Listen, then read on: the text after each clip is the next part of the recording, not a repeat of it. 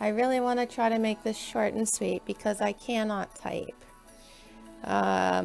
It literally feels like the knuckles in my fingers, these knuckles, these knuckles, it feels like they're going to explode. And my fingers, they don't look swollen or red now, but they are. It literally feels like I've sprained the bones when I type or click the mouse. The pain is so extraordinary that I can't even move my hands. So the purpose of these videos is for my own diary. It is to educate my beloved online family. And I really can't say thank you enough to all the beautiful people. Like, there's so many I can't even list.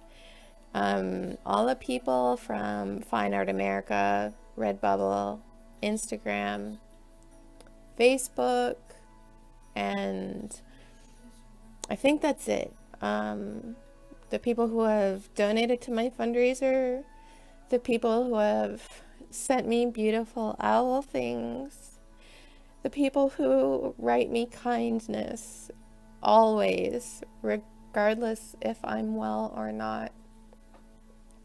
I can't tell you how overflowing my heart is with gratitude. I am so blessed and so thankful. Like, I can't even put into words how much it means to me, all these people, all of you that are praying and doing so many nice things.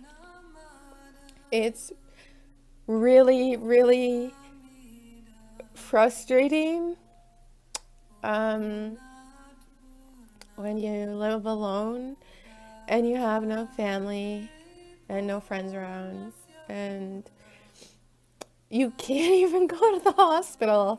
You literally can't even go to the hospital to get any help. They won't do any blood work, they won't do any x-rays, they won't do anything. When I've asked to be referred to a specialist, no, that's your family's doctor's job. When I've asked the family doctor to do what the hospital says and the hospital writes it in the report to the family doctor, Heather needs to see neurology department as an outpatient. The doctor's like, no, I'm just going to give you some extra B vitamins. So it doesn't matter. I fight like crazy. I come in there with a male witness. I go in there with binders full of my past. I go in there without one tear, being very strong, and I get absolutely nowhere. Do you know how many times I've called 911 in the last few years? Or even the second time I got Lyme? I had a bullseye rash the second time on my ankle at the end of March in 2014.